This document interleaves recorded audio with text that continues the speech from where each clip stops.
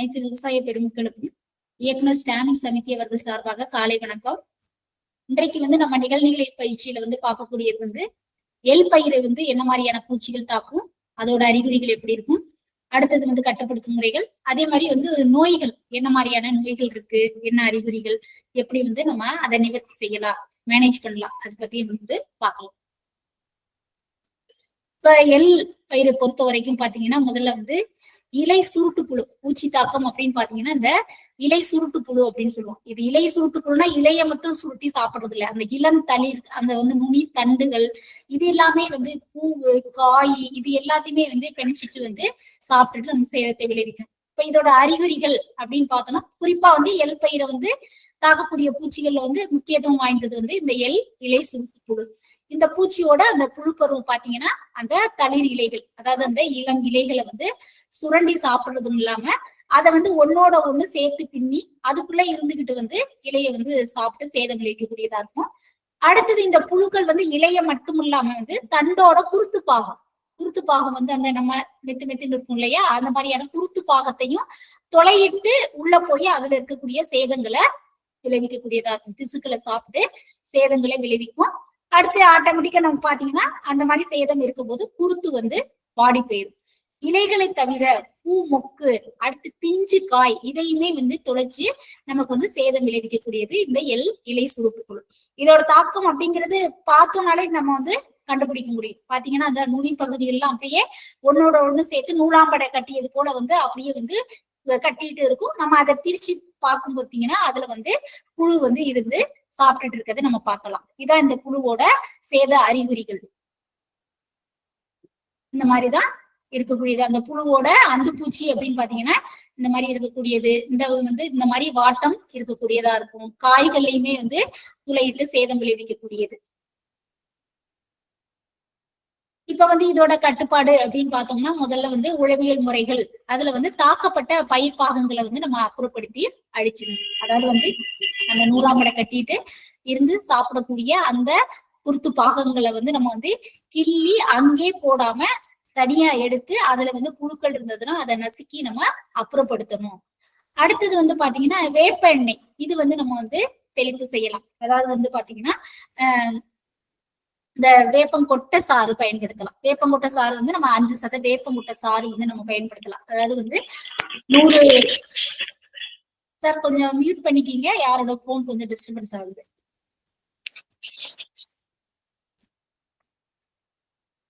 இப்ப 5 கிலோ அப்படிங்கிற அளவுல நம்ம எடுத்துக்கிட்டு 100 லிட்டர் தண்ணிக்கு நம்ம வேப்பங்கொட்டை நம்ம இடிச்சு அதை நம்ம ஒரு நாள் இரவு முழுதும் ஊற வச்சு அடுத்த நாள் வடிகட்டி ஒட்டி திரவம் சேர்த்து நம்ம தெளிப்பு செய்யலாம்.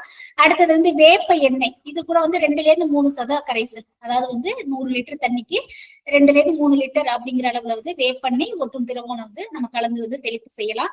அடுத்தது குயினால்பாஸ், இது பாத்தீங்கன்னா ஒரு ஹெக்டேருக்கு 2 லிட்டர் அப்படிங்கிற அளவுல நம்ம தெளிப்பு செஞ்சு இந்த எள்ளுல வரக்கூடிய அந்த இலை பிணைக்கும் புழு, அதாவது குருத்து பிணைக்கும் புழுவை நம்ம கட்டுப்படுத்தலாம். அடுத்தது எல் பயிரை பொறுத்த வரைக்கும் பாத்தீங்கன்னா காய் ஈ, இது நமக்கு தாக்குதலை விளைவிக்கக்கூடியது. இது எல் பயிரை மட்டுமே தாக்கக்கூடிய ஒரு முக்கியமான பூச்சி. இப்ப பாத்தீங்கன்னா இந்த எல் காய் ஈ அப்படிங்கிறது அந்த எல் பயிரை மட்டும் தாக்கக்கூடியது. இது புழு, இந்த ஈக்களோட புழுக்கள் நம்ம எப்படி இந்த அந்து பூச்சியில புழு பருவம் சொல்றோமோ அது மாதிரி இந்த ஈயோட புழு பருவம் நம்ம பூக்கள்ல உள்ள தொலைவிட்டு உள்ள திசுக்களை சேதம் விளைவிக்கக்கூடியது சாப்பிட்டு. இப்ப இந்த பூக்கள்ல இருந்து வரக்கூடிய காய்கள் பாத்தீங்கன்னா இந்த மாதிரி தாக்கப்பட்ட பூக்கள்ல இருந்து காய்கள் உருவாகும் போது ஒரு மாதிரி வீக்கங்களோட இருக்கும். ஒரு சாதாரணமா எல் காய் மாதிரி இல்லாம அது ஒரு வீக்கங்களோட ஒரு மாதிரி மொரண கட்டின மாதிரி இருக்கும், உருண்டு பெருத்து காணப்படக்கூடியதா இருக்கும். அந்த பிச்சு நம்ம பார்க்கும்போது அந்த வீக்கங்களை அந்த மாதிரி தாக்கப்பட்டு முண்டுகளோட இருக்கக்கூடிய அந்த எல் காயை நம்ம பிளந்து பார்க்கும்போது அதுல அந்த புழுக்கள், அந்த புழுவோட கூட்டுப்புழு பருவம் நம்ம பார்க்கலாம். இந்த மாதிரி தாக்கப்பட்ட காய்கள்ல நமக்கு விதைகள் உண்டாவதில்லை.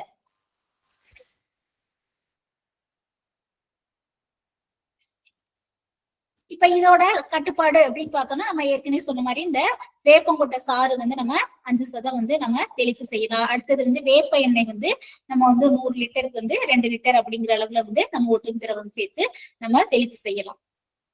அடுத்தது பார்த்தோம்னா கொம்பு புழு. இது வந்து பாத்தீங்கன்னா வந்து நம்ம எல் பயிரை தாக்கக்கூடியது. இந்த பேர்லயே இருக்கு கொம்பு புழு அப்படின்னு பாத்தீங்கன்னா இந்த மாதிரி இந்த படத்துல நம்ம காமிச்சிருக்க மாதிரி இந்த மாதிரி வந்து பச்சை நிற பெரிய புழுவாவே இருக்கும். நம்ம பார்த்தோம்னாலே நல்லா வந்து பெருங்கண்ல நல்லா வந்து தெரியக்கூடியதா இருக்கும். பெரிய பூவா இருக்கும். இந்த மாதிரி வந்து பக்கவாட்டுல வந்து மஞ்சள் நிற கோடுகள். அடுத்தது பாத்தீங்கன்னா இந்த மாதிரி இந்த வால் பகுதியில வந்து ஒரு கொம்பு மாதிரி இருக்கக்கூடியதா இருக்கும். இதான் வந்து இந்த கொம்பு புழு. இப்ப இந்த கொம்பு புழுவோட தாக்குதல் அறிகுறிகள் என்ன மாதிரி இருக்கும்? இதோட புழுக்கள் வந்து நம்ம ஏற்கனவே சொன்னா அந்த காய்ங்கிறது எல் பயிரை மட்டும் தாக்கக்கூடியது. எல் பயிரை மட்டுமே தாக்கக்கூடியது. ஆனா இந்த கொம்பு புழு அப்படிங்கிறது பாத்தீங்கன்னா எல் பயிரை தவிர சோயா முச்சை, கத்தரி இந்த மாதிரி பயிர்களையும் தாக்கக்கூடியது. இந்த கொம்பு புழு பாத்தீங்கன்னா இலைகளையும் குருத்து பாகங்களையும் வந்து அதிக அளவுல கடிச்சு சேதம் விளைவிக்கக்கூடியது. இதோட இப்ப நம்ம இந்த பூச்சி பார்த்தோம் பாத்தீங்களா, இதோட அந்து பூச்சி பாத்தீங்கன்னா இந்த மாதிரி இருக்கக்கூடியதா இருக்கும். இந்த அந்து பூச்சியெல்லாம் நம்ம வந்து தெரிஞ்சு வச்சுக்கிறது அவசியம் என்ன அப்படின்னா, இதோட நடமாட்டம் இருந்ததுன்னா நம்ம அந்த விளக்கு பொறி இதெல்லாம் வச்சு நம்ம இதை வந்து கொஞ்சம் கவர்ந்து அழிக்க முடியும். அப்ப அந்த அந்து பூச்சிகளை கவர்ந்து அழிக்கிறதுனால நம்ம செடியில வந்து அது வந்து முட்டையிட்டு அதோட புழுக்கள் வந்து நமக்கு வந்து பயிர்ல வந்து சேதம் விளைவிக்கிறத நம்ம தவிர்க்கலாம். அடுத்தது வந்து ஒரு கண்காணிப்புக்கு வந்து நம்ம இந்த அந்து பூச்சி பருவம் அப்படிங்கிறது சில இது வந்து தெரியும் போது நம்ம அதோட நடமாட்டத்தை தெரிஞ்சு நம்ம அதை வந்து பொறி வச்சு நம்ம வந்து கவர்ந்து அழிக்க முடியும். இதோட வளர்ந்த புழு நம்ம ஏற்கனவே பார்த்தோம். நல்லா பெருசா இருக்கும். நல்ல தடினமான பச்சை நிறத்துல உடல்ல வந்து இந்த மஞ்சள் நிற சாய்வான கோடுகளோட காணப்படக்கூடியதா இருக்கும். இந்த வந்து பின்பகுதியில வந்து மேல்புறத்துல மஞ்சள் நிறம் நீண்ட ஒற்றை கொம்பு. அதனாலதான் இது வந்து கொம்பு புழு அப்படிங்கிறது நம்ம சொல்றோம்.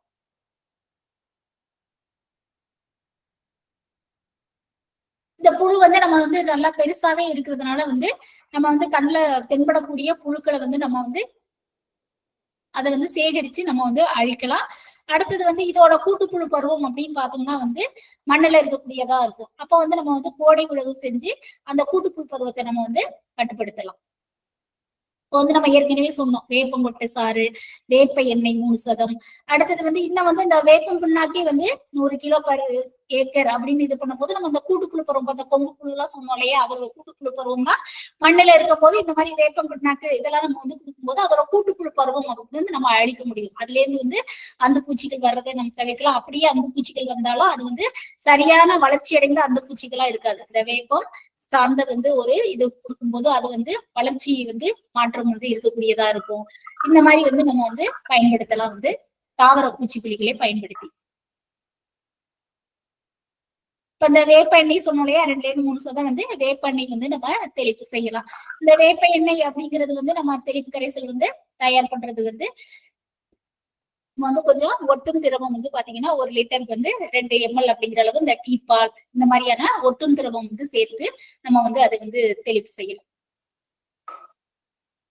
அடுத்தது வந்து வேப்பங்கொட்டை சாறு. வேப்பங்கொட்டை அந்த பருப்பு கூட எடுத்து நம்ம இது பண்ணலாம். இல்ல அந்த முழுசா இருக்கக்கூடிய அந்த காய்ந்த இந்த மாதிரியான தோலோட இருக்கக்கூடிய வேப்பங்கொட்டைகளையும் நம்ம வந்து பயன்படுத்தி இந்த வேப்பங்கொட்டை சாறு 5% நம்ம தயாரிப்பு செய்யலாம். இப்போ வந்து இதை வந்து நல்லா வந்து பொடி செஞ்சுட்டு அதை வந்து அப்படியே வந்து நம்ம தண்ணியில வந்து ஊற வைக்கிறத விட ஒரு காடா துணி அதுல வந்து நம்ம கட்டி அதை வந்து ஒரு இரவு முழுதும் வந்து ஊற வச்சுட்டு அடுத்த நாள் காலையில எடுத்து அதை நல்லா நம்ம கசக்கி அந்த எசன்ஸ் வந்து ஆகுற வரைக்கும் வந்து அதை கசக்கி பிழிஞ்சு அதை வந்து நம்ம வடிகட்டி அதுக்கப்புறம் நம்ம வந்து அதுல வந்து ஒட்டும் திரவம் சேர்த்து நம்ம வந்து தெளிப்பு செய்யலாம். இந்த மாதிரி வந்து காடா துணியில வந்து கட்டி வச்சு நம்ம அந்த மாதிரி வந்து பண்ணும்போது வந்து நல்லா கொஞ்சம் எஃபெக்டிவா இருக்கக்கூடியதா இருக்கும். இப்ப வந்து நிறைய இன்றைய காலகட்டத்துல வந்து பாத்தீங்கன்னா நிறைய வந்து இப்ப நம்ம வந்து நஞ்சில்லாத உணவு அப்படிங்கிற முறையில ரசாயனங்களை வந்து நம்ம கொஞ்சம் தவிர்க்கணும், குறைக்கணும் அப்படிங்கிற முறையில வந்து நம்ம அங்கக முறை பூச்சி மேலாண்மையும் நம்ம வந்து கடைபிடிக்கலாம். விருப்பமுள்ள விவசாயிகள் வந்து நான் வந்து ரசாயன தேர்வு போகல அப்படிங்கிறப்ப இந்த மாதிரி அங்கக பூச்சி விரட்டிகள் இருக்கு, இது வந்து நம்ம பயன்படுத்தலாம். அதுல பாத்தீங்கன்னா இந்த வந்து 3G பூச்சி விரட்டி அப்படிங்கிறது அங்கக பண்ணையத்துல இருக்கு. இதுக்கு வந்து என்ன மாதிரியான பொருட்கள் தேவையான பொருட்கள் பார்த்தோம்னா இஞ்சி, பூண்டு, பச்சை மிளகாய் இது 3மே வந்து ஒவ்வொரு கிலோ எடுத்துக்கிட்டு அதுக்கு வந்து ஒவ்வொன்றுக்கும் வந்து இது 1 பங்குனா 2 பங்கு வந்து மாட்டு சிறுநீர். இப்ப வந்து ஒவ்வொன்றும் 1 கிலோ அப்படிங்கிறப்ப 2 லிட்டர் வந்து கோமியம். அப்ப வந்து இது 3 கிலோவுக்கு வந்து நம்ம 6 லிட்டர் கோமியம் வந்து தேவைப்படும். இப்ப இந்த ஒவ்வொன்றையுமே வந்து தனித்தனியா வந்து நம்ம நல்லா விழுதுகளா வந்து அரைச்சுக்கணும். இஞ்சி, பூண்டு, பச்சை மிளகாய் இதை வந்து தனித்தனியா வந்து ஒரு கிலோவும் வந்து 2 லிட்டர் வந்து கோமியத்துல சேர்த்து நம்ம நல்லா அரைச்சுக்கிட்டோம். அதுக்கப்புறம் தனித்தனியா அரைச்சதை வந்து நம்ம எல்லாத்தையும் வந்து ஒண்ணா வந்து கலந்து ஒரு 15 to 20 நாட்கள் வந்து ஒரு மண் பானையோ அல்லது வந்து பிளாஸ்டிக் இந்த மாதிரியான ஒரு இதுல வச்சு நம்ம வந்து 20 நாட்கள் வந்து அதை வந்து மூடி வச்சு நம்ம நொதிக்க செய்யணும். அடுத்தது வந்து பாத்தீங்கன்னா தினமும் வந்து காலை மாலை வந்து அதை வந்து நம்ம கொஞ்சம் கலக்கி விடணும். கலக்கி விட்டதுக்கு அப்புறம் ஒரு 20 நாள் கழிச்சு அதை நம்ம வந்து வடிகட்டி அப்போதே வந்து நம்ம தெளிப்பு செய்யறதுக்கு பயன்படுத்தலாம். 6 மாதம் வந்து சேமிச்சு வச்சு நம்ம அதை வந்து பயன்படுத்தலாம். இப்ப நீங்க சேமிச்சு வைக்கிறீங்க அப்படிங்கிற சமயத்துல இப்போ ஒரு பாட்டில்ல வந்து நம்ம சேமிச்சு வைக்கிறோம் அப்படின்னா 2 நாளுக்கு ஒரு முறை வந்து அந்த மூடியத்துல இருந்து உள்ள வந்து அந்த உபாயிருக்கக்கூடிய அந்த வாய்வு வந்து நம்ம வெளியேற்றணும். இல்லைன்னா வந்து பாட்டில் வந்து மூடி திறந்துட்டு அப்படியே வந்து தெறிக்க ஆரம்பிக்கும், பர்ஸ்ட் ஆகும். அப்ப வந்து அந்த 2 நாளைக்கு ஒரு முறை வந்து நம்ம அந்த மூடியை திறந்து வாயுக்களை வெளியேற்ற வேண்டும். இது வந்து எல்லா விதமான பயிர்களுக்குமே வந்து நம்ம வந்து தெளித்து செய்யலாம். இது வந்து நம்ம நீர்த்தம் செஞ்சு ஒரு 5% கரைசல், அதாவது வந்து 5 ml, அதாவது வந்து 100 ml, அதாவது வந்து 50 மில்லி வந்து 1 லிட்டர், 1/2 லிட்டர் வந்து நம்ம வந்து 10 லிட்டர் தண்ணியில வந்து நம்ம கலந்து இந்த இது வந்து தெளிப்பு செய்யலாம். பூச்சி விரட்டியா வந்து இது நம்ம பயன்படுத்தலாம். அடுத்தது பாத்தீங்கன்னா 5 இலை கரைசல். இது வந்து நம்ம அங்ககப்பட்டயத்துல இருக்கக்கூடிய பூச்சி விரட்டி. இது பாத்தீங்கன்னா என்ன மாதிரியான இலைகள்னு பாத்தீங்கன்னா நொச்சி, சோற்று கற்றாழை, ஊமத்தை, எருக்கு, வேப்பிலை இது எல்லாத்துலயுமே வந்து நம்ம ஒரு கிலோ எடுத்துட்டு இது வந்து பாத்தீங்கன்னா வந்து 2 பங்கு வந்து கோமியம். இப்போ 5 கிலோ அப்படிங்கிறப்ப 10 லிட்டர் கோமியம் வந்து நம்ம எடுத்துட்டு இதை வந்து நம்ம அரைச்சு இதை வந்து ஒரு பிளாஸ்டிக் அல்லது மண்பானையில வந்து நம்ம மூடி வைக்கணும். இது வந்து ஒரு 15 நாள் நொதிக்க வச்சு 6 மாசம் வரைக்கும் வந்து 6 மாசம் வரைக்கும் சேமிச்சு வச்சு பயன்படுத்தலாம். அப்போதும் வந்து நம்ம வந்து பூச்சி விரட்டியா வந்து தெளிப்பு செய்யலாம். இது வந்து 10% அப்படிங்கிற அளவுல வந்து பயன்படுத்தலாம். அந்த 3G அப்படிங்கிறது வந்து 5% கரைசலா பயன்படுத்தலாம். 1/2 லிட்டர் வந்து 10 லிட்டர் இருக்கு. இது வந்து பாத்தீங்கன்னா வந்து 1 லிட்டர் வந்து 10 லிட்டர் தண்ணிக்கு அப்படிங்கிற அளவுல வந்து நம்ம வந்து பூச்சி விரட்டியா இதை வந்து நம்ம பயன்படுத்தலாம். அடுத்தது வந்து எல் பயிர் அப்படின்னு பார்த்தோம்னா என்ன மாதிரியான நோய்கள், பூச்சிகள் அப்படின்னு பாத்தீங்கன்னா பெரும்பாலும் வந்து எல் பயிர்ல வந்து அந்த இலை பிணைக்கு புழு, அடுத்தது வந்து அந்த எல் காயி, அடுத்தது வந்து பாத்தீங்கன்னா அந்த கொம்பு புழு. இது 3 வந்து பிரதானமா வந்து நமக்கு வந்து தாக்கத்தை ஏற்படுத்தக்கூடியது. அடுத்தது வந்து நோய் அப்படின்னு பார்த்தோம்னா வந்து நாற்று அழுகல் அல்லது வேர் அழுகல் அப்படின்னு சொல்லுவோம். இந்த நோய் வந்து நம்ம எல் பயிரை தாக்கக்கூடியது. இது வந்து ஒரு பூஞ்சான நோய். இந்த நாற்றழுகல் அல்லது வேரழுகல் நோய் வந்து ஒரு பூஞ்சான நோய். இந்த பூஞ்சானம் வந்து பாத்தீங்கன்னா வந்து சின்ன செடியையும் தாக்கக்கூடியதா இருக்கு. அடுத்தது வந்து பாத்தீங்கன்னா இந்த மாதிரி செடிகள் தாக்கப்படும் போது என்ன ஆகும், அதோட தண்டு வந்து ஒரு மாதிரி விழுந்து கீழே வந்து விழ செய்யறதா இருக்கு. முழுவதுமா வந்து அடுத்த இந்த செடி வந்து நமக்கு இறந்து போயிடும். முதிர்ந்த நாற்றுகள்ல வந்து முதிர்ந்த செடியில பாத்தீங்கன்னா பழுப்பு மற்றும் கருப்பு நிற கருகள் வந்து தோன்றி அதுக்கப்புறம் வந்து தண்டை வந்து பாதித்து செடியை வந்து இறந்து விட செய்யக்கூடியதா இருக்கும் இந்த நாற்று அழுகல் நோய். இப்ப வந்து பாத்தீங்கன்னா இந்த நாற்று அழுகல் அப்படின்னாலே கொஞ்சம் தண்ணீர் தேக்கம் இருக்கிறத நம்ம தவிர்த்துக்கணும். வயல்ல வந்து கொஞ்சம் அந்த வடிகால் வசதி வந்து நல்லா இருக்கணும். தண்ணீர் தேக்கம் இருக்கும்போது இந்த நாற்றழுகல் அல்லது வேரழுகல் நோய் வந்து பரவுறதுக்கு சாதகமா இருக்கும், நோய் தாக்கம் வரக்கூடியதா இருக்கும். அப்ப வந்து வயல்ல வந்து நம்ம தண்ணீரை நல்லா வந்து வடிகட்டி விடணும். அடுத்தது வந்து அங்க ஒண்ணு இங்க ஒண்ணு வந்து நோய் தாக்கம் உள்ள செடிகள் இருந்தது அப்படின்னா அந்த செடியை வந்து நம்ம பிடுங்கி வந்து அப்புறப்படுத்தணும். அடுத்தது வந்து முன்னெச்சரிக்கை நடவடிக்கையை நம்ம வந்து விதை நேர்த்தி செய்யலாம். விதையை வந்து திறம் அல்லது 2 கார்பன் அசிட் இது 2 சேர்த்தது வந்து நம்ம வந்து விதை நேர்த்தி செய்யலாம். 2 வந்து பாத்தீங்கன்னா வந்து சம அளவுல வந்து நம்ம கலந்து விதை நேர்த்தி பண்ணலாம். அல்லது வந்து பாத்தீங்கன்னா வந்து இப்போ 1 கிலோ விதைக்கு 2 கிராம் திறம் அல்லது 2 கிராம் கார்பன் அசிட் அப்படிங்கிற அளவுலையும் நம்ம வந்து விதை நேர்த்தி செய்யலாம். அடுத்தது வந்து பாத்தீங்கன்னா இந்த நோயுற்ற செடிகள் இருக்கு இல்லையா, ஒண்ணு 2 செடிகள் அங்கங்க இருக்கும் போது அந்த செடிகளை வந்து நம்ம வந்து அப்புறப்படுத்தலாம். அந்த இடத்துல வந்து நம்ம கார்பன் டசிங் வந்து 1 கிராம் வந்து 1 லிட்டர் தண்ணிக்கு அப்படிங்கிற அளவுல வந்து நம்ம வந்து தெளித்து அந்த மண் நனைப்பு செய்யலாம். அடுத்தது வந்து உயிரியல் முறையில வந்து சூடோமோனாஸ் அல்லது ட்ரைகோடர்மா விரிடி இது வந்து நம்ம வந்து மண்ணுல வந்து நம்ம போடலாம். ஒரு ஹெக்டேருக்கு வந்து 2.5 கிலோங்கிற அளவுல 50 கிலோ தொழு உரத்தோட கலந்து நம்ம வந்து மண்ணுல போடலாம். அடுத்தது பாத்தீங்கன்னா சில எதிர்ப்பு திறன் உள்ள ரகங்கள் இருக்கு. இப்ப இந்த VRI அதாவது விருதாச்சலம் 4, 5 அப்படிங்கறதெல்லாம் பாத்தீங்கன்னா இந்த ஒரு நாற்று அழுகல் நோய்க்கு வந்து சற்று எதிர்ப்பு திறன் உள்ளதா இருக்கக்கூடியதா இருக்கு. அப்ப அந்த மாதிரி ரகங்களை நம்ம பயிர் பண்ணலாம். அடுத்தது எள் பயிரை பொறுத்த வரைக்கும் பாத்தீங்கன்னா நோய் இலைப்புள்ளி நோய். இந்த மாதிரி வந்து இலை பகுதியில பாத்தீங்கன்னா இந்த மாதிரி கரும நிற புள்ளிகள் இருக்கும். அதை சுத்தி வந்து இந்த மஞ்சள் நிற வளையம் வந்து இருக்கிறத பார்க்கலாம். இந்த புள்ளிகள் பாத்தீங்கன்னா வந்து ஒழுங்கற்ற வடிவிலையும் இருக்கும். சில சமயங்கள்ல வந்து ஒரு வட்டமான புள்ளிகளா இருக்கக்கூடியதை செய்யும். இதுக்கு வந்து நம்ம வந்து திரம் அல்லது கார்பன் டை வந்து 1 கிலோ விதைக்கு 2 கிராம் அப்படிங்கிற அளவுல வந்து நம்ம வந்து முன்னெச்சரிக்கை நடவடிக்கையா விதை நீர்த்தி செஞ்சு நம்ம பயன்படுத்தலாம். அடுத்தது வந்து பாத்தீங்கன்னா வந்து தெளிப்பு செய்யலாம். இப்போ வந்து 2.5 கிராம் வந்து 1 லிட்டர் அப்படிங்கிற அளவுல வந்து இந்த மேங்கோ சோப் வந்து நம்ம வந்து தெளிப்பு செய்யலாம். 3 முறை வந்து ஒரு வார இடைவெளியில வந்து நோயோட தீவிரத்தை பொறுத்து நம்ம வந்து ஒரு வாரமோ இல்ல 15 நாட்கள் இடைவெளியில வந்து நோயோட தீவிரத்தை பொறுத்து நம்ம வந்து இந்த மேங்கோ சோப் வந்து இந்த இலைப்புள்ளி நோய் கட்டுப்பாட்டுக்கு தெளிப்பு செய்யலாம். அடுத்தது வந்து இலைப்புள்ளி, இது பாத்தீங்கன்னா இந்த பூஞ்சானத்தை பொறுத்து வந்து இதாங்க. இது வந்து ஆல்ட்ரன் ஏரியா அப்படிங்கிற ஒரு பூஞ்சானத்தினால வரக்கூடிய இந்த இலை புள்ளிகள். இது பாத்தீங்கன்னா இந்த மாதிரி வந்து கரும்பு நிற புள்ளிகள் சுற்றிலும் வந்து பழுப்பு நிற மஞ்சள் நிற வளையம் இருக்கிறத நம்ம பார்க்கலாம். அடுத்தது வந்து எல் பயிர்ல பாத்தீங்கன்னா இந்த செர்கோஸ்போரா, இது ஒரு பூஞ்சானம். இந்த இலை புள்ளி அல்லது வெள்ளை இலை புள்ளின்னு சொல்லுவோம். நம்ம ஏற்கனவே பார்த்தது கருமை நிற புள்ளி சுத்திலும் வந்து மஞ்சள் நிற வளையம் வந்து பார்த்தோம். இது பாத்தீங்கன்னா வந்து வெள்ளை இலை புள்ளி நோய். அதாவது வந்து பாத்தீங்கன்னா இந்த மாதிரி வெண்மை நிறத்துல வந்து புள்ளிகள் வந்து இருக்கிறத நம்ம பார்க்கலாம். அதை சுத்திலும் வந்து இந்த ஒரு காஃபி நிறமான ஒரு பார்டர் இருக்கக்கூடியதா இருக்கும். இது வந்து வெள்ளை இலை புள்ளி நோய் அப்படிங்கிறோம். இது வந்து பாத்தீங்கன்னா சிறிய பழுப்பு நிற வடிவத்தில் இருக்கக்கூடிய இந்த புள்ளிகள் வந்து சாம்பல்ல இருந்து ஒரு வெண்மை நிற இருக்கக்கூடியதா இருக்கும். சுற்றிலும் வந்து அடர் நிறத்தில் இருக்கக்கூடியதா இருக்கும். இப்ப இந்த மாதிரியான நோய் தாக்கம் அதிகமாகும் போது என்ன ஆகும்? ஒன்றோட ஒன்று அடுத்தடுத்த புள்ளிகள் இணையும் போது வந்து முற்றிலுமா வந்து இலைகள் வந்து நமக்கு வந்து தாக்கப்பட்டு அந்த இலைகள் வந்து உதிர்ந்து விடும். இப்ப வந்து சாதகமான சூழ்நிலையின் போது இது வந்து இலை பகுதி மட்டும் இல்லாம வந்து இலை காம்பு, தண்டு, விதைகள் வரைக்குமே வந்து இந்த புள்ளிகள் வந்து பரவக்கூடியதா இருக்கும் இந்த வெள்ளை புள்ளி நோய். இப்ப இது பாத்தீங்கன்னா வந்து நோய் தாங்கக்கூடிய அல்லது எதிர்ப்பு சக்தி உள்ள ரகங்களை வந்து நம்ம பயிர்படலாம். அடுத்தது வந்து பாத்தீங்கன்னா எள்ளு, கம்பு, இது வந்து நம்ம வந்து கலப்பு பயிர், அதாவது ஊடு பயிர் வந்து நம்ம வந்து இது வந்து நம்ம செய்யலாம். அடுத்தது வந்து முந்திய பயிர்களை வந்து நம்ம அது வந்து இல்லாம வந்து அப்புறப்படுத்தணும். அடுத்தது வந்து கார்பன் டை அல்லது திரம் வந்து 1 கிலோ விதைக்கு 2 கிராம் அளவுல வந்து விதை நீர்த்தி செய்யலாம். அல்லது மேங்கோ சோப் வந்து ஒரு 2.5 கிராம் வந்து 1 லிட்டர் தண்ணிக்கு அப்படிங்கிற அளவுல வந்து நம்ம நோய் தென்பட்ட உடனே வந்து நம்ம வந்து தெளிப்பு செய்யலாம். ஒரு நோயோட தீவிரத்தை பொறுத்து 15 நாள் இடைவெளியில நம்ம 3 தெளிப்புகள் வரைக்கும் நம்ம கொடுக்கலாம்.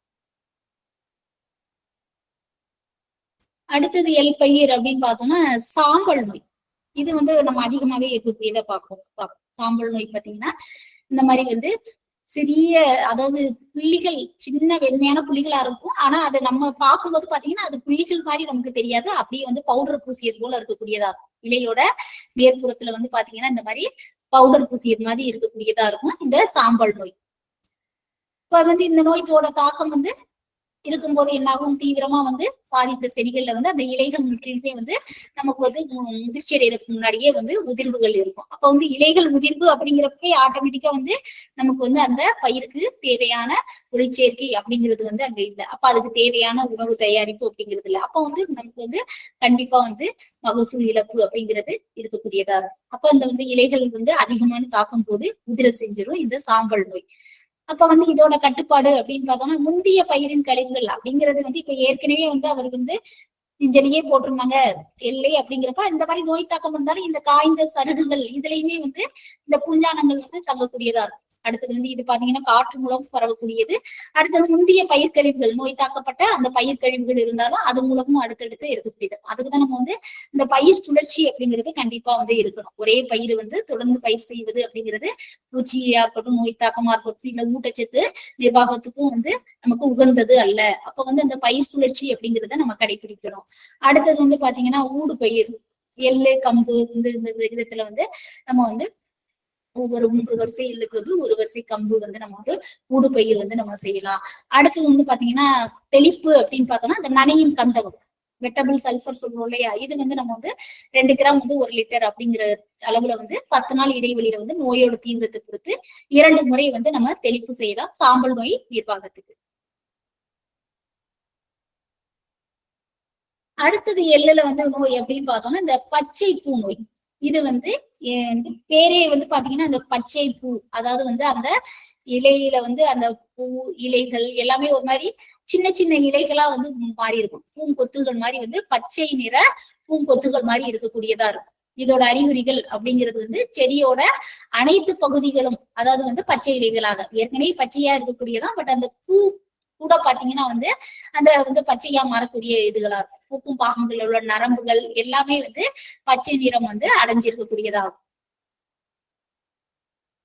இப்போ வந்து ரொம்ப தீவிரமா தாக்கம் இருக்கும்போது பாத்தீங்கன்னா வந்து பூக்கள் முழுவதுமே சின்ன சின்ன இலைகளாக வந்து அடர்ந்த நிலையில் வந்து சிறிய இடைக்கணுக்களை கொண்டு வந்து நிறைய சிறிய இலைகளாக வளைந்து காணப்படும். இப்போ பாத்தீங்கன்னா நம்ம குறிப்பா கத்தரியில கூட இந்த மாதிரி இருக்கும், சிற்றிலை நோய் அப்படின்னு சொல்லுவோம். பாத்தீங்கன்னா வந்து சின்ன சின்ன இலைகளா மாதிரி அப்படியே வந்து நுனியில வந்து பூச்செண்டு மாதிரி வந்து பசுமை நிற பூச்செண்டு மாதிரி இருக்கும். இந்த எல் பயிர்லயும் இந்த மாதிரியான நோய் தாக்கம் இருக்கும். இப்ப வந்து இந்த மாதிரி தாக்கப்பட்ட ரொம்ப ஆரம்பத்திலேயே வந்து தாக்கம் இருந்தது அப்படின்னா அதுல வந்து நமக்கு எந்த விதமான காய்கள் இதுவும் இருக்காது. இல்ல வந்து அப்படி வந்து ஒரு இன்னும் கொஞ்சம் பூத்து சற்று சமயத்துல வந்து நோய் தாக்கம் இருந்தது அப்படின்னா அதுல காய்கள் வந்தாலும் கூட அதுல வந்து விதைப்பிடிப்பு அப்படிங்கிறது இருக்காது.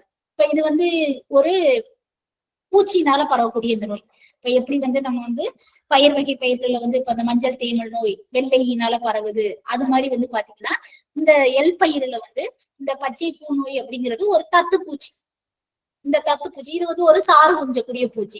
இந்த பூச்சியினால வந்து இந்த நோய் வந்து பரவுதல் இருக்கு. அப்ப இந்த நோய் கட்டுப்பாடு அப்படிங்கிறப்ப நம்ம அந்த பூச்சியை வந்து நம்ம கட்டுப்படுத்தணும். அப்படிங்கிறப்பதான் வந்து இதோட இது நமக்கு வந்து கிடைக்கக்கூடியதா இருக்கும். இன்னும் வந்து எதிர்ப்பு உள்ள ரகங்கள் இப்ப இந்த விருதாச்சலம் 4, 5 இதெல்லாம் பாத்தீங்கன்னா இந்த பச்சை பூ நோய்க்கு வந்து சற்று வந்து எதிர்ப்பு திறன் உள்ளதா இருக்கு. அப்ப அந்த மாதிரி ரகங்களை வந்து நம்ம தேர்வு பண்ணி பயிர் பண்ணலாம். இப்ப வந்து ஊடு பயிரா வந்து எள்ளு துவரை, எள்ளு கூட வந்து துவரை வந்து நம்ம வந்து போடலாம். துவரை அப்படிங்கிறப்ப அந்த தத்துப்பூச்சி வந்து பாத்தீங்கன்னா தத்துப்பூச்சியோட அந்த பரவல் அப்படிங்கிறது அங்க வந்து சற்று குறைவு இருக்கும். அப்போ வந்து நோய்க்கு செடிகள் எப்பவுமே வந்து இந்த வைரஸ் நோய் இது வந்து தாக்கம், இது வந்து வைரஸ் நோய் இல்லை, இது வந்து பைட்டோபிளாஸ்மா அப்படின்னு சொல்லுவோம். வைரஸ் பாக்டீரியா அந்த மாதிரி பைட்டோபிளாஸ்மாங்கிற ஒரு நோய் கிருமி, அதனால வரக்கூடிய இந்த நோய், அந்த நோய் கிருமியை பரப்பக்கூடியதுதான் இந்த தத்துப்பூச்சி. அப்ப வந்து இந்த நோய் தாக்கம் இருக்கக்கூடிய செடியை வந்து நம்ம பிடுங்கி அப்புறப்படுத்தணும். ஏன்னா அதுல அந்த பூச்சி சாறு உறிஞ்சிட்டு அடுத்த ஒரு நல்ல ஒரு செடியில போய் சாறு உறிஞ்சும் போது இந்த நோய் காரணியை வந்து அதுலயும் பரப்பக்கூடியதா இருக்கும். அப்போ வந்து அந்த நோயற்ற செடிகளை நம்ம முற்றிலுமா பிடுங்கி அப்புறப்படுத்துறது ரொம்ப அவசியம். அடுத்தது வந்து இந்த தத்துப்பூச்சியை கட்டுப்படுத்துறதுக்கு நம்ம டைமித்தோயேட் இது வந்து நம்ம பயன்படுத்தலாம், தெளிப்பு செய்யலாம். 200 ml வந்து ஒரு ஏக்கருக்கு வந்து டைமித்தோயேட் வந்து விதைத்து 30, 40, 60வது நாட்கள்ல வந்து நம்ம தெளிப்பு செய்யும் போது இந்த தத்துப்பூச்சியை வந்து இந்த நோய் பரப்பக்கூடிய இந்த காரணியை வந்து நம்ம கட்டுப்படுத்தலாம். அடுத்ததா வந்து எள்ள பொறுத்த வரைக்கும் பாத்தீங்கன்னா இலைக்கருகள், பாக்டீரியா இலைக்கருகள், இது வந்து எல் செடியில வரக்கூடியது. இது வந்து எல்லா பாகமுமே பாதிக்கக்கூடியது. அதாவது இலையிலையும் இருக்கலாம், இலை காம்புல இருக்கலாம், அடுத்து தண்டுல இருக்கலாம், அடுத்து காயோட மேற்பகுதி, எல்லா இடங்கள்லயுமே வந்து ஒரு மாதிரி வந்து ஒழுங்கற்ற வடிவமுள்ள புள்ளிகள் வந்து இருக்கக்கூடியதா இருக்கும். அந்த புள்ளிகள் வந்து பிற்பகுதி வந்து பழுப்பு நிறத்துல மாறக்கூடியதா இருக்கும். அடுத்து இந்த இலைகள் வந்து காஞ்சு பின்னர் வந்து உதிர்ந்து போகக்கூடியதா இருக்கும். இது வந்து பாக்டீரியல் இலைக்கருகள். இப்ப இது வந்து நம்ம பயிர் சுழற்சி முறையை வந்து நம்ம கையாளணும். அடுத்தது வந்து பாத்தீங்கன்னா கொஞ்சம் பருவத்துல வந்து கொஞ்சம் முன்கூட்டியே விதைப்பு செய்யணும். கொஞ்சம் பட்டம் தவறியோ இல்ல வந்து பருவத்துல ரொம்ப வந்து பின்தங்கி இருந்து விதைப்பு செய்யாம கொஞ்சம் முன்கூட்டியே விதைப்பு செய்யலாம். அடுத்தது வந்து ஏற்கனவே உள்ள முந்தைய பயிரின் கழிவுகளை வந்து நம்ம அப்புறப்படுத்தணும். அடுத்தது வந்து பாத்தீங்கன்னா விதைகளை வந்து நம்ம வந்து இந்த அக்ரிமைசின் அப்படிங்கிற ஒரு பாக்டீரியா சைடு, இது வந்து நம்ம வந்து ஆன்டி பாக்டீரியல் இது இதை வந்து நம்ம வந்து பாத்தீங்கன்னா வந்து நம்ம வந்து 250 ppm 250 மில்லிகிராம் வந்து ஒரு லிட்டர் தண்ணியில கலந்து நம்ம அதுல வந்து விதைகளை வந்து ஊற வச்சு நம்ம வந்து இது பண்ணலாம். அடுத்தது வந்து தெளிப்பும் செய்யலாம். 15 நாள் இடைவெளியில வந்து நம்ம வந்து தெளிப்பு செய்யலாம். இந்த ஸ்டெப்ரோசைக்ளின் அப்படிங்கிற ஒரு ஆன்டி பாக்டீரியல் இது வந்து நம்ம இந்த பாக்டீரியல் இலைக்கருகளுக்கு. இப்ப இவ்வளவுதான் பெரும்பாலும் வந்து பாத்தீங்கன்னா இந்த எல் பயிரில தாக்கக்கூடிய நோய்கள். என்னென்ன நோய்கள் பார்த்தோம், நம்ம இலைப்புள்ளியிலே பாத்தீங்கன்னா ஆல்டர்னேரியா அப்படிங்கிற பூஞ்சானத்தினால வரக்கூடியது, செர்கோஸ்போரா அதாவது இந்த வெள்ளை புள்ளி பார்த்தோம் இல்லையா, வெள்ளை இலைப்புள்ளி. அடுத்தது வந்து நாற்று அழுகல். அடுத்தது வந்து இந்த எள்ளுல வந்து பச்சை பூ. அடுத்தது வந்து இந்த பாக்டீரியல் இலைக்கருகள். இந்த மாதிரியா அடுத்தது வந்து நம்ம அந்த சாம்பல் நோய். இந்த நோய்கள் தான் வந்து பிரதானமா வந்து நம்ம எல் பயிரை வந்து தாக்கக்கூடியது. என்ன மாதிரியான அறிகுறிகள், என்ன நிர்வாகம் அப்படிங்கறது நம்ம பார்த்தோம்.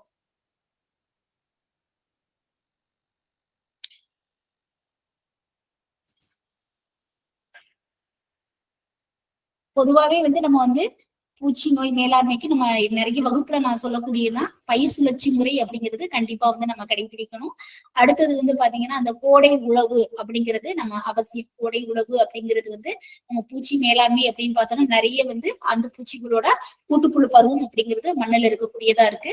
அப்ப வந்து அந்த நம்ம வந்து கோடை உழவு அப்படிங்கிறது அவசியம். அடுத்தது வந்து பாத்தீங்கன்னா வந்து முறையான கலை மேலாண்மையும் அவசியம். பூச்சி நோய் நிர்வாகத்துல நிறைய பூச்சிகளுக்கு நோய் காரணிகளுக்கும் பாத்தீங்கன்னா களை செடிகளும் வந்து ஒரு மாற்று உணவு பயிரா இருக்கு.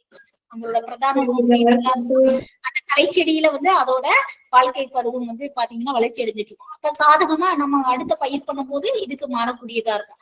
அப்ப அந்த மாற்று உணவு பயிர்கள் அந்த களை செடிகள் வந்து இல்லாத மாதிரி நம்ம பார்த்துக்கணும். அடுத்தது வந்து பாத்தீங்கன்னா வந்து ஊடுபயிர் அப்படிங்கிறது வந்து கண்டிப்பா வந்து நம்ம வந்து தனிப்பயிரை காட்டிலும் ஊடுபயிர் அப்படிங்கிறப்ப வந்து அந்த பூச்சி நோய் தாக்கத்துல வந்து சற்று வந்து தாக்கம் இருந்து நமக்கு வந்து குறைவு இருந்து செய்யும். அப்போ வந்து ஊடுபயிர் அப்படிங்கிறது நம்ம செய்யலாம். அடுத்தது வந்து வரப்பு பயிர் பார்த்தோம்னா வந்து நிறைய வந்து இப்போ வந்து மஞ்சள் நிறப்பு பூக்கக்கூடிய சூரியகாந்தி, அடுத்தது வந்து இன்னும் வந்து நம்ம பயறு வகை பயிர்கள், தட்டை பயிறு, உளுந்து, அடுத்தது வந்து பாத்தீங்கன்னா பாசி பயிறு, இதெல்லாம் வந்து நம்ம வந்து வரப்பு பயிரா போடலாம். அந்த வரப்பு பயிரா போடும்போது குறிப்பா வந்து இந்த தட்டை பயிறு, உளுந்து, பச்சை பயிர் எல்லாம் பாத்தீங்கன்னா இந்த அசுவினிகள் வந்து அங்க இருக்கும். அப்ப அந்த அசுவினி வந்து வரும்போது அதை விரும்பி சாப்பிடும்போது பொறி வண்டுகளோட பெருக்கத்தை நம்ம அங்க அதிகப்படுத்தலாம். அடுத்தது ஏற்கனவே இருக்கக்கூடிய நன்மை செய்யக்கூடிய பூச்சிகள், அடுத்தது நிறைய வந்து இந்த தரை வண்டு, தட்டான், அடுத்தது வந்து பாத்தீங்கன்னா நிறைய வந்து இன்னும் வந்து இருக்கக்கூடிய நன்மை செய்யக்கூடிய பூச்சிகள், இதை வந்து நம்ம வந்து அங்க வந்து அதோட பெருக்கத்தை வந்து நம்ம தக்க வைக்கலாம். இருக்கக்கூடிய எண்ணிக்கையாவது நம்ம வந்து கொஞ்சம் தக்க வைக்க முடியும். இந்த மாதிரியான ஒருங்கிணைந்த முறையில வந்து நம்ம பூச்சி நிர்வாகம் அப்படிங்கிறது நோய் நிர்வாகத்திலையும் வந்து கோடை உழவு, அடுத்தது வந்து பாத்தீங்கன்னா ஊடுபயிர், பயிர் சுழற்சி, இது எல்லாமே வந்து நம்ம வந்து ஒரு சேர வந்து நம்ம வந்து கடைபிடிக்கும் போது மட்டும்தான் வந்து நமக்கு வந்து நிர்ணயிக்கப்பட்ட இலக்கு வந்து நம்ம அடைய முடியும். அடுத்தது பாத்தீங்கன்னா சில எதிர்ப்பு திறன் உள்ள ரகங்கள் இருக்கு. இந்த பச்சை பூ எள்ளுக்கு எல்லாம் பாத்தீங்கன்னா இந்த VRI 4, 5 இந்த ரகங்கள்லாம் வந்து கொஞ்சம் இந்த எள்ளுல வந்து பச்சை பூ நோய்க்கு வந்து சற்று எதிர்ப்பு திறன் உள்ளதா இருக்கு. அப்ப வந்து அந்த மாதிரி ரகங்களை வந்து நம்ம தேர்வு பண்ணி பயிர்